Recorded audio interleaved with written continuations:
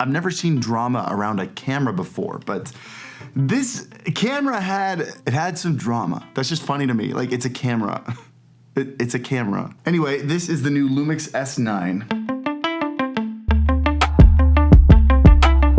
And it has somehow surprisingly, like, I didn't expect to like it. That's all. It's become my favorite. So I really feel like the best way to start off this video is just gonna be to show you some footage taken on this camera.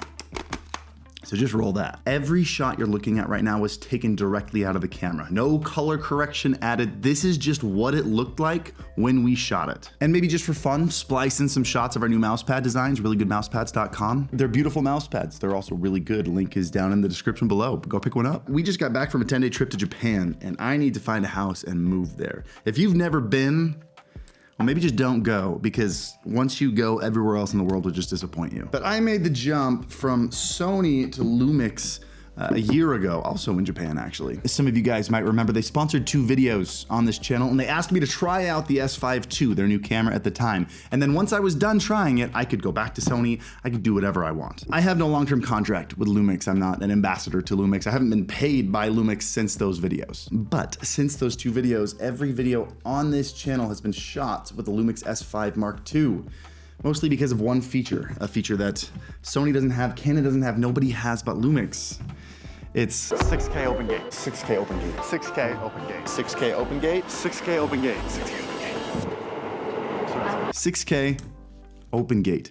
This one's a big one for me. There are way too many cameras on my desk right now. We need to move these. There are things I miss about shooting on my Sonys, but one thing I don't miss is that every single shot I took, I had to ask myself, do I want to shoot horizontal or do I want to shoot this vertical? And sometimes maybe I need both. And so I'd shoot it this way and then I'd stop recording and I turn it this way and I shoot it again. And that might not sound like a huge deal, but it just sucks the fun out of shooting when before every single shot, I gotta ask, what's this gonna be used for? How is this gonna be edited? Before every single shot. Open gate is just taller footage. It means I can just shoot however I want like this, and then it can be used both for horizontal and vertical footage later. Decision fatigue is a real thing. I've got it bad. And that one feature removed 100 decisions a day for me. It was big for me, at least big enough that it's still my main camera. This new camera, the S9, is that, but cranked up to 11. This takes the camera out of the camera. That sentence didn't make any sense. This is just the first time in a while I've enjoyed shooting again, because of some specific changes that they made. So let me just get a little comfortable here, and I'm gonna rapid fire some of the things I really like about this camera. Important disclosures first. This video is not sponsored by LUMIX. I'm not getting paid to make this video. LUMIX doesn't get to see this video before it's posted. LUMIX doesn't even know I'm making this video. They did, however, fly me to Japan for the camera launch event, put me in a hotel for 4 days, and provide me this camera to check out. And that's actually what the drama from the beginning of this video is about, and it's a little bit more understandable.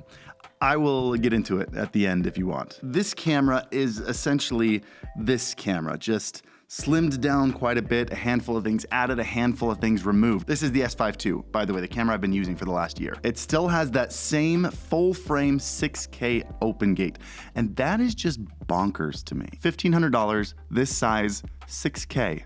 Just let me, 1 second, I'll be right back. 6 years ago, I bought this camera, $3,500, 1080p. There we go, I think that's the shot, look at that. That is wild. 6K, 1080p. One more shot just for fun. Look at that.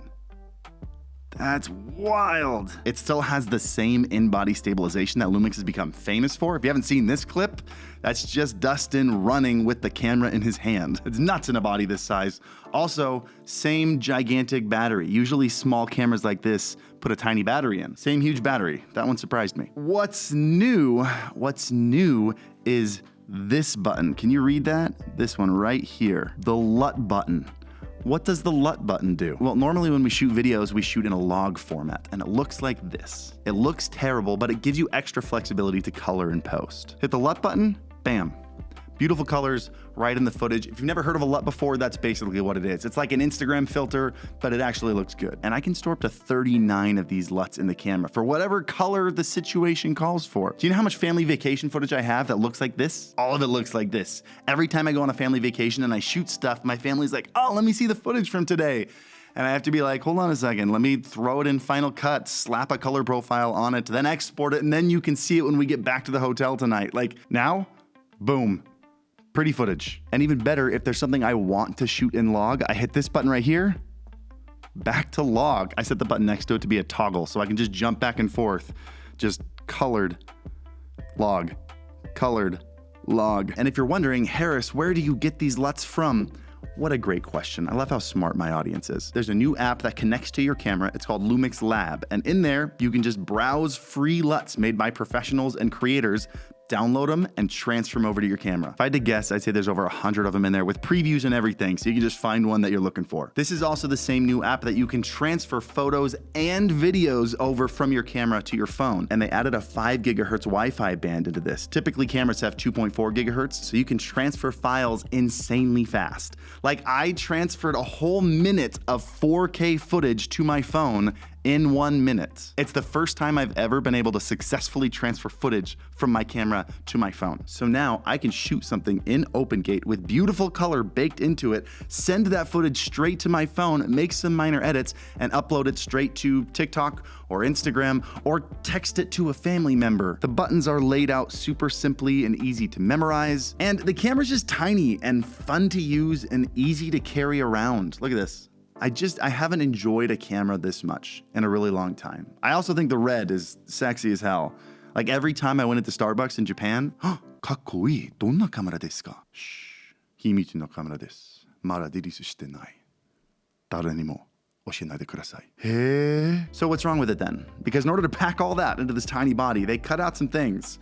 And I think they cut out the things that make it pretty much useless for professional photographers and videographers. For example, it's missing a mechanical shutter and a hot shoe. So studio photography, it's out. It also has an insane recording limit. Like, if you're shooting in 4K, you can only shoot 15 minutes. If you're shooting 6K, you can only shoot 10 minutes. So you won't be shooting interviews or talking head videos like this. Like, all these videos, I'm still gonna be shooting on my S5 Mark II. I think LUMIX tried to make it very clear who this camera's for, and that who is not professionals, at least not for their professional use. My opinion on this, we are finally getting to a point where we are adding professional features into non-professional cameras priced for non-professionals. But because this is really one of the first times, I think that confuses a lot of people. You put 6K full frame footage onto a camera and professionals are going to think it's for them, and then they're gonna get upset when it's missing some of the other features they need. This camera is for beginners who maybe aren't on a budget, or mid to high-end enthusiasts who just wanna go out and shoot and vlog and create, and they finally have a camera that can get them legitimately professional shots. And I think that's awesome. And I think there's a large audience for that. I think I'm in that audience. That's me. I am that audience. That's me. But if you do need those professional features, the S5 II is now just like $300 more. I didn't even really know who LUMIX was a year ago, and now they're building a banger lineup of cameras. I'm just excited for their new flagship to come out.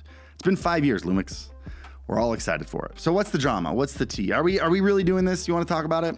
I think it was a perfect storm of 3 fair and legitimate things. First thing, about a month before this launch, Insta360 was caught trying to hide sponsored content, like telling creators not to disclose that they were paid, which is just kind of scummy. And I think it set a lot of people on edge about creators giving and hiding biased reviews. Second thing, LUMIX flew a bunch of creators to Japan and gave them a free camera. And while they didn't ask us to make a video on the camera, there were people who were flown to the last Japan event who didn't make a video, who weren't invited back to this one. So it leads to some iffy optics.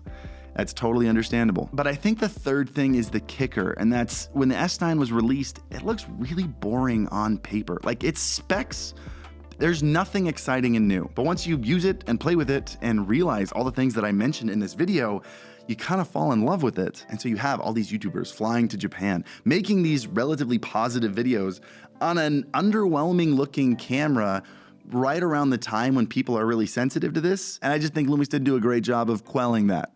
I think it was a very preventable situation. Gerald Undone did a phenomenal video kind of covering the whole situation. If you want to know more about this, I highly recommend you watch his video. I'll link to it down below for you. Oh, and I also just remembered one more feature that I have to tell you real quick. This relatively small lens here, it's a 28-200 lens, already really versatile lens, but with a new feature on here, it now becomes a 28-624 millimeter lens. They've made an optical/digital hybrid zoom. So this right here, this setup gets me almost any shot that I want. Anyway, hit that like button if you're still here. And if you have any questions about the camera, drop them in the comments down below. If you don't have a question, just drop your favorite emoji for engagement. I appreciate you. And I'll see you over on reallygoodmousepads.com.